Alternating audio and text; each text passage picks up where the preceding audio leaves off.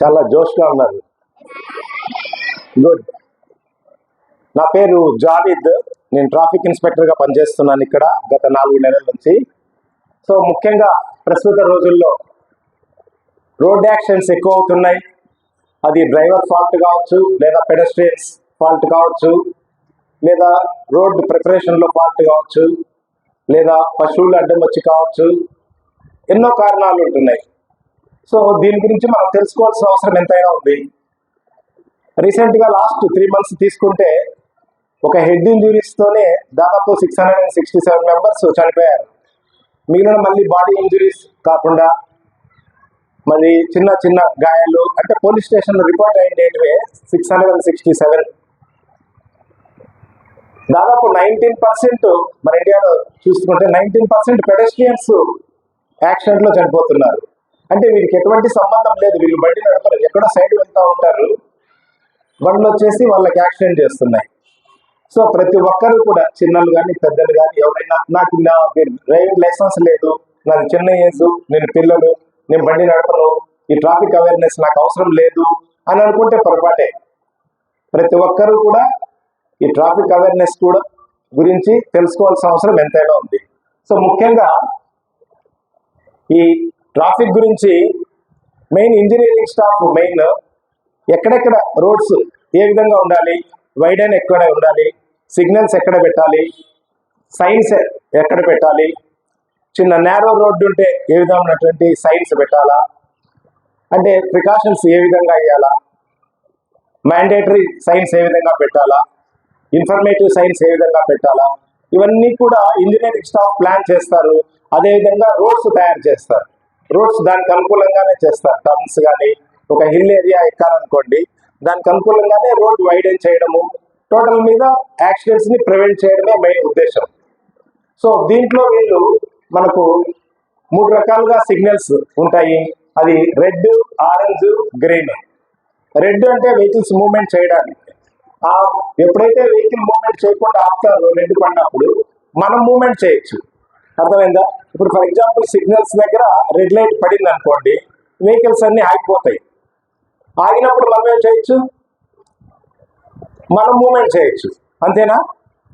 అదే గ్రీన్ పడినప్పుడు మనం మూవ్మెంట్ చేస్తే యాక్సిడెంట్లు అవుతాయి. కారణం ఏమంటే వెహికల్ పోవడానికని అది గ్రీన్ లైట్ వేస్తారు.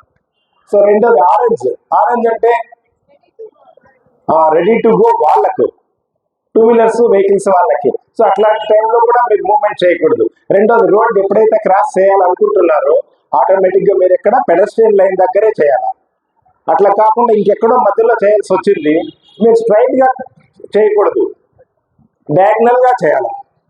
డయాగ్నల్ ఫర్ ఎగ్జాంపుల్ ఇది కూర్చోండి, ఇది బస్సు అనుకోండి, స్ట్రైట్గా వెళ్ళడానికి వీలు లేదు. ఈ విధంగా వెళ్తే అటువైపు వచ్చే వెహికల్ ఏదైనా ఉందనుకోండి, వాళ్ళకి మీరు కనిపించే అవకాశం ఉందా? మీరు రోడ్డు ఫాస్ట్ క్రాస్ చేస్తున్నారు, అటువైపు నుంచి ఏదో వస్తుంది, బస్సు క్రాస్ చేస్తున్నారు, సో వాళ్ళకి కనిపించరు, యాక్సిడెంట్ అయ్యే అవకాశం ఉంది. మ్యాక్సిమం మీరు హెవీ వెహికల్స్ని పంపించిన తర్వాతనే వెనకనే మీరు చేయాలి, అంతే తప్ప ముందు పక్క నుంచి రోడ్ క్రాస్ చేయడానికి లేదు. ఒకవేళ మీరు క్రాస్ చేయాల్సి వచ్చిందా, ఐ కాంటాక్ట్ ఉండేటట్లు చూసుకోవాలి. అంటే మీరు డ్రైవర్ని చూస్తూ ఉండాలి, డ్రైవర్ మిమ్మల్ని చూస్తూ ఉండాలి, అట్లాంటప్పుడే పోవాలి.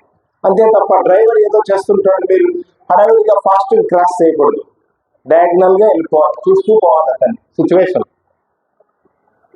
రెండోది, మీరు నైట్ టైం ఎక్కడైనా పోవాల్సి వచ్చింది, రోడ్ క్రాస్ చేయాల్సి వచ్చింది, అట్లాంటప్పుడు కూడా మ్యాక్సిమం వెళ్ళకూడదు. బ్రైట్ కలర్ డ్రెస్సెస్ వేసుకోవాలి. ఈ డార్క్ కలర్, బ్లాక్ కలర్ అట్లాంటి డ్రెస్సెస్ వేసుకున్నారనుకోండి, డ్రైవర్ కనుక్కోలేరు. ఆ స్పీడ్ మీద వితిన్ 10 to 15 seconds అబ్జర్వ్ చేయాల్సి వస్తుంది, మీరు కనిపించరు, యాక్సిడెంట్ అయ్యే ఛాన్స్ ఉంది.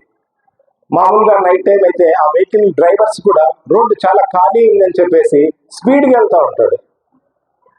మనం కూడా ఏం కావాలి అని చెప్పి స్పీడ్గా రోడ్డు కట్ చేస్తాం, అసలు పట్టించుకోం, చాలా యాక్సిడెంట్లు అవుతున్నాయి. ఇంకా పిల్లలు ఏం చేస్తున్నారంటే ఈ పేరెంట్స్ చేతిలో పట్టుకొని ఉంటారు ఇట్లా పిల్లల్ని, ఉన్నట్టుండి ఆ వెహికల్ వచ్చినప్పుడు దగ్గరగా వచ్చినప్పుడు అప్పుడు చేయి వదిలించుకొని వెళ్తారు.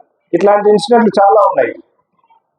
నేను పెళ్లి మరేస్తే ఉన్నప్పుడు అక్కడ ఒక ఆటో వస్తూ ఉంది, తల్లిదండ్రులు ఏదో ఫంక్షన్ పోయి వస్తున్నారు, వాళ్ళ పెద్ద పాప 7th class ఏమో, ఆ అమ్మాయి ఆల్రెడీ రోడ్ క్రాస్ చేసి అటువైపు ఉంది, ఈ పిల్లోని దగ్గర పట్టుకొని ఉంది, ఎందుకంటే బండి వస్తుంది అని. ఆ ఆటో దగ్గరకు వచ్చినప్పుడు వీడు చేయి నిల్చుకొని క్రాస్ చేయబోయాడు. ఆటో తగిలి ఏమైంది? యాక్సిడెంట్ అయింది, అక్కడే స్పాట్ చనిపోయాడు. సో ఇట్లాంటివి ఎన్నో జరుగుతున్నాయి. ప్రతి ఒక్కరు కూడా రోడ్డు మీద మనం వెళ్తున్నామంటే మనము ఎక్కడున్నట్టు? ప్రమాదంలో ఉన్నట్టే. ఎవరికైనా జరగచ్చు. వాళ్ళకి జరిగింది నాకు జరగదు అని అనుకోవడానికి లేదు. ఈ యాక్సిడెంట్ల వల్ల ఏమేమి ప్రాబ్లమ్స్ వస్తాయంటే టైం వేస్ట్ అవుతుంది, ఎడ్యుకేషన్ వెళ్ళిపోతుంది, మళ్ళీ ఎకనామికల్ బర్డెన్ వస్తుంది పేరెంట్స్కి అంతా. మనకి ఎన్ని సర్జరీలు ఏమైనా కూడా ఒరిజినాలిటీ రాదు, అవునా కాదా? సో జాగ్రత్తగా పోవాలి. ఎప్పుడైతే ఈ ట్రాఫిక్ సిగ్నల్స్ అవన్నీ పెట్టింటారో అవన్నీ మనం ఫాలో కావడానికి గ్రీన్ పడినప్పుడే రోడ్డు క్రాస్ చేయాలి. అది కూడా పెడస్ట్రియన్ లైన్ దగ్గరే క్రాస్ చేయాలి. మధ్యలో చేయాల్సి వస్తే డయాగ్నల్ గా చేయాల్సి వస్తుంది. డ్రైవర్ కి నీకు ఐ కాంటాక్ట్ ఉండేటట్లు చూసుకోవాలి. వాళ్ళు మళ్ళీ ఈ సైన్స్ కూడా పెడతారు. 3 రకాలుగా ఉంటాయి సైన్స్. ఒకటేమో మ్యాండేటరీ సైన్స్ పెట్టింటారు. మ్యాండేటరీ సైన్స్ అంటే ఓవర్టేక్ చేయకూడదు, ఇక్కడ వెహికల్ పార్కింగ్ చేయకూడదు, స్పీడ్ ఇంతనే వెళ్ళాలి, హైట్ ఓవర్ హైట్ ఉండే వెహికల్ వెళ్ళకూడదు, ఇట్లాంటి సైన్స్ పెట్టేసి ఉంటారు. దానిని బట్టి మనం మ్యాండేటరీ సైన్స్ అని చూసుకోవచ్చు. స్పీడ్ లిమిట్ పెట్టారు, స్టాప్, గివ్ వే అంటే దారి ఇవ్వండి కంపల్సరీగా అని. నెక్స్ట్ నో ఎంట్రీ, ఆ విధంగా ఉంటాయి. నెక్స్ట్ కాషనరీ సైన్స్ ఎట్లా ఉంటాయంటే ఆ డ్రైవర్కి ముందే తెలుస్తాయి, మనకు తెలియదు. ఎందుకంటే మనం లైసెన్స్ తీసుకోలేదు కదా, మనకు తెలియదు. వాళ్ళు డ్రైవ్ నేర్చుకునేటప్పుడు ఒక టెస్ట్ పెడతారు, ఆ టెస్ట్ అన్ని చెక్ చేస్తారు, తర్వాత ఇస్తారు. అయినప్పటికీ కూడా అక్కడ కూడా ఏదో అప్పటికప్పుడు నేర్చుకొని వెళ్ళిపోతున్నారు, దాని గురించి పట్టించుకోవడం లేదు. ఆ సైన్స్కి ఎవరు రెస్పెక్ట్ ఇవ్వట్లేదు. ఆ సైన్స్ ఉంటాయి. ఆ కాషనరీ సైన్స్ అన్ని కూడా లెఫ్ట్ టర్న్ ఉంది. నెక్స్ట్ ఇప్పుడు 100 స్పీడ్ వెళ్తా ఉంటాడు, ఇమ్మీడియట్ గా వానికి లెఫ్ట్ టర్న్ వచ్చింది అనుకో, వానికి తెలియదు కదా. అందుకని ముందే సైన్స్ పెట్టేసి ఉంటారు. లెఫ్ట్ టర్న్ ఉంది, రైట్ టర్న్ ఉంది, లేకుంటే హెయిర్ పిన్ కర్వ్ ఉంది, యూ టర్న్ ఉంది, జిగ్ జాగ్ ఉంది, ముందర రోడ్డు నేరో ఉంది, స్పీడ్ బ్రేకర్స్ ఉన్నాయి, జీబ్రా లైన్స్ ఉన్నాయి, పెడస్ట్రియన్ లైన్స్ ఉన్నాయి. ఈ విధంగా అన్ని కూడా అక్కడ ముందే సైన్స్ పెట్టేసి ఉంటారు. అవన్నీ చూస్తూ పోవాలి. అట్లా కాకుండా ఇప్పుడు ప్రస్తుత రోజుల్లో ఏమవుతుందంటే మీరు వానికి ఐ కాంటాక్ట్ పెట్టుకుంటున్నారు, కానీ వాడు మాత్రము రెక్లెస్ డ్రైవింగ్ చేస్తున్నారు. అతనికి ఏమీ పట్టనట్టు చేయడం లేదా, ఓవర్ స్పీడ్ వెళ్తూ ఉన్నారు. మేము చాలా స్కూల్స్ ఆటోలో చెక్ చేసాము. పేరెంట్స్ దగ్గరకు వచ్చి ఆటో వాళ్ళు ఒప్పుకొని వెళ్తారు పిల్లలను తీసుకురావడానికి, కానీ వాడికి జ్వరమో ఏదో ప్రాబ్లం వస్తే వాళ్ళ అబ్బాయిని పంపిస్తున్నాడు అదే ఆటో స్కూల్ తీసుకురామని చెప్పి. వాడి డ్రైవింగ్ లైసెన్స్ ఉండదు, వాడికి కూడా ఏ 16-17 ఏళ్ళు ఉంటాయి, వాడు తీసుకొని వచ్చేస్తున్నాడు. కానీ పేరెంట్స్కి ఆ విషయం తెలియదు. ఈ రోజు వీడు వెళ్తున్నాడు, మేము అడిగినప్పుడు చెప్తాడు, మా ఫాదర్కి జ్వరం వచ్చింది సార్, నేను వచ్చినాను. ఈ విధంగా జరుగుతుంటాయి. కానీ మనం రోడ్డు మీద వెళ్ళేటప్పుడు చాలా జాగ్రత్తగా వెళ్ళాల్సిందే, నో డౌట్. వాడు ఎక్స్పీరియన్స్డ్ అని కాదు. వీళ్ళు ఏం చేస్తారంటే ఆటో డ్రైవర్ పిల్లగాడు వచ్చినప్పుడు, ఇందాక కూడా ఆఫ్టర్నూన్ ఒక ఇసుక ట్రాక్టర్ చూస్తే వాడి డ్రైవింగ్ లైసెన్స్ లేదు, 17 ఇయర్స్ ఉన్నాయి. ఈ మైనర్ డ్రైవింగ్ లో ఏం ప్రాబ్లం వస్తుందంటే వీళ్ళు ఇన్ఎక్స్పీరియన్స్ తో చేస్తారు డ్రైవింగ్, ముఖ్యంగా లేడీస్ కూడా. ఎందుకంటే ఎక్కువ డ్రైవ్ చేసేటప్పుడు ఎక్స్పీరియన్స్ వచ్చేవి చాలా ఉంటాయి. ఇమీడియట్ గా ఏ పశువు ఏదో అడ్డు రావచ్చు, లేదా ఏ ట్రాక్టర్ ఇమీడియట్ గా బ్రేక్ వేయచ్చు. ఆటో వాడు ఎప్పుడు ఆపుతారో వాళ్ళకే తెలియదు, ఎక్స్పీరియన్స్ వచ్చే ఉంటాయి. ఇంకేదన్నా అప్పటికప్పుడే అది కొలాయి ఏదో సమ్ ట్యాప్ రిపేర్ ఏదైనా జరిగి ఉండొచ్చు, అక్కడ బ్యారికేడ్ పెట్టింటారు. ఇవన్నీ కూడా ఇన్ఎక్స్పీరియన్స్ తో జరిగేట్టు. సో మీరు ఎవరు కూడా వెహికల్ అసలు టచ్ చేయకపోవడం బెటర్. వెహికల్ మీరు 18 ఇయర్స్ రావాల్సిందే, అది కూడా ఎక్స్పీరియన్స్ రావాల్సిందే, ఎల్బోర్డ్ పెట్టుకోవాల్సిందే. ఆ నేర్చుకున్న తర్వాత అప్పుడు మీరు ఫుల్ ఫ్లెడ్జ్డ్ గా డ్రైవింగ్ చేయగలరు. అట్లా లేకోకుండా మీరు ఇప్పుడే వెహికల్స్ చాలా కాలేజ్, ఇప్పుడు ఇంటర్మీడియట్ కాలేజ్ వచ్చే లోపల వెహికల్ తీసుకొని రోడ్డు ఎక్కేస్తున్నారు. ఒక్కడే వెళ్తాడంటే ఒక్కడే వెళ్ళడు, ఇంకా 2 ఎక్కించుకుంటున్నారు, 3 వెళ్తున్నారు. మళ్ళీ దానితో లగేజ్ ఉంటుంది, స్కూల్ బ్యాగ్ కాలేజ్ బ్యాగ్ ముందర పెట్టుకుంటున్నారు హ్యాండిల్ మీద, కంట్రోల్ చేసుకోలేక యాక్సిడెంట్లు అవుతున్నారు. ఒకసారి మీరు ఊహించుకోండి, అది జరిగితే వాళ్ళ ఎలాంటి ప్రాబ్లం ఫేస్ చేస్తుంటారు, ఎంతో స్ట్రెస్ గురవుతూ ఉంటారు, మానసిక వ్యధకు గురవుతుంటారు వాళ్ళందరూ కూడా, పేరెంట్స్ కానీ వాళ్ళు కానీ. ప్రతిరోజు ఎవ్రీ మినిట్ ఎక్కడో ఒక చోట యాక్సిడెంట్ అవుతూనే ఉంది. సో ఇవన్నీ ప్రివెంట్ చేద్దామా మనం? సో మనల్ని మనం కాపాడుకుంటే ఒక యాక్సిడెంట్ ప్రివెంట్ చేసిన వాళ్ళం అవుతాం, అవునా కాదా? అంతేనా? మనల్ని మనం కాపాడుకుంటే ఏదో జరగబోయే ఒక యాక్సిడెంట్ మనమే నివారించిన వాళ్ళం అవుతాం. సో నో డౌట్ ఎక్కడైనా కూడా మనం రోడ్డు క్రాస్ చేసేటప్పుడు కంపల్సరీగా ఐ కాంటాక్ట్ ఉండేటట్లు చూసుకోవాలి. హడావిడిగా రోడ్డు క్రాస్ చేయకూడదు, స్లోగానే క్రాస్ చేయాలి. ఈ విధంగా సైన్స్ ఉంటాయి. నెక్స్ట్ ఇన్ఫర్మేటరీ సైన్స్ అనుకున్నాం. ఇన్ఫర్మేటరీ సైన్స్ అంటే జస్ట్ అవి ఇన్ఫర్మేషన్ ఇస్తాయి అంతే. తిరుపతి ఇంత డిస్టెన్స్ ఉంది, ఇక్కడ పెట్రోల్ బంక్ ఉంది, ఇక్కడ స్కూల్ ఉంది, ఇంకా అక్కడ టెంపుల్ ఉంది, స్లోగా వెళ్ళాలి, ఇట్లాంటివన్నీ ఇన్ఫర్మేషన్ ఇస్తాయి. అవి ఫస్ట్ ఏమో మ్యాండేటరీ, కంపల్సరీ ఫాలో కావాల్సిందే. సెకండ్ కాషనరీ, ముందే తెలియజేసేది. Next information, just information. ఈ విధంగా ఉంటాయి సైన్స్. ఇప్పుడు సైన్స్ అన్ని చెప్పేసినారు, మాకు తెలిసిపోయింది అని చెప్పి మళ్ళీ రేపు బండి తెచ్చే ప్రయత్నం చేశారు. అట్లా కాదు, ఎక్స్పీరియన్స్ రావాల్సిందే. అదంతా ఇన్ఎక్స్పీరియన్స్ లేక వెళ్ళిపోతుంది. ఎక్స్పీరియన్స్ రావాల్సిందే, మీకు లైసెన్స్ ఉండాల్సిందే, 18 క్రాస్ కావాల్సిందే, అప్పుడే రోడ్డు. ఇప్పుడు ఎవరైనా బండ్లు తెస్తున్నారా ఇక్కడ 10th క్లాస్ వాళ్ళు ఎవరైనా? మీ స్కూల్ దగ్గర నేను కరెక్ట్ ఎగ్జామ్ టైంలో ఎప్పుడో ఒకసారి వెహికల్ చెకింగ్ పెడతా. ఎగ్జామ్ నడిచేటప్పుడు కరెక్ట్ ఆ టైంలో వచ్చి వెహికల్ చెకింగ్ పెట్టేస్తా. ఆ రోజు ఎగ్జామ్ వెళ్ళిపోతుంది. సో ఇక్కడ బండి ఉంది అని ఏం చేస్తారంటే పొరపాటు ఇంకోటి, 9 o'clock ఎగ్జామ్ అంటే 8:45కో 8:50కో బయలుదేరుతారు ఇంటి దగ్గర. ఆ బండి ఉంది కదా, ఏముంది 10 నిమిషాల్లో వెళ్ళిపోవచ్చులే అని. సో హడావిడి వచ్చేస్తారు.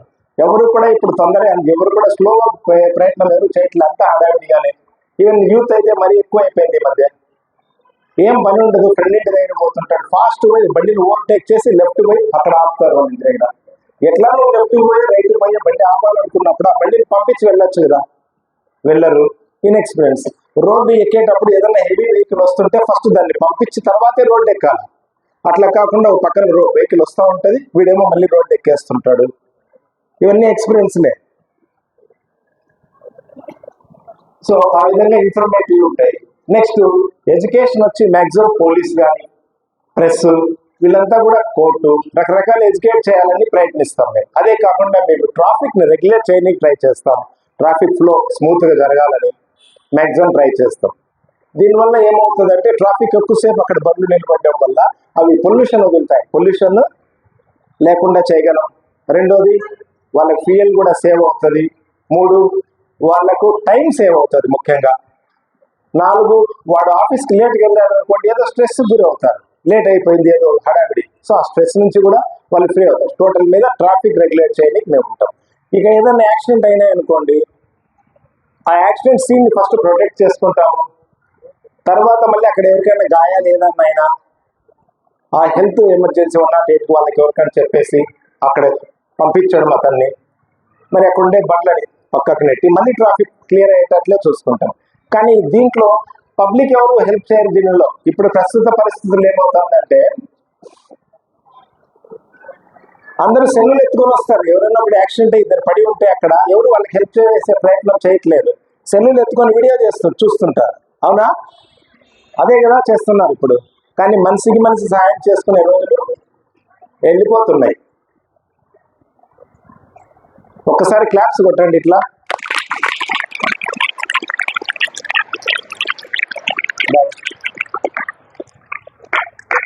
అలాంటి ఉండండి, మాట్లాడద్దు.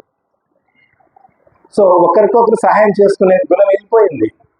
అవసరమైతే ఇంకొకరిని కామెంట్ చేస్తారు, అట్లా కుదరదు. అవునా? వాడు ఏదైనా మిస్టేక్ చేస్తే దాన్ని కామెంట్ చేస్తారు. అదే మంచి అయితే చేస్తారా? చేయరు. ఇప్పుడు మన స్కూల్లో ఇప్పటివరకు స్పోర్ట్స్లో ఏదన్నా మెడల్ తెచ్చిన వాళ్ళు ఎవరైనా ఉన్నారా? స్పోర్ట్స్ లేదా? లేదు సార్, స్పోర్ట్స్ అట్లా ఏం లేదా మనకు? ఉంటాయి మన ఇంటర్నల్.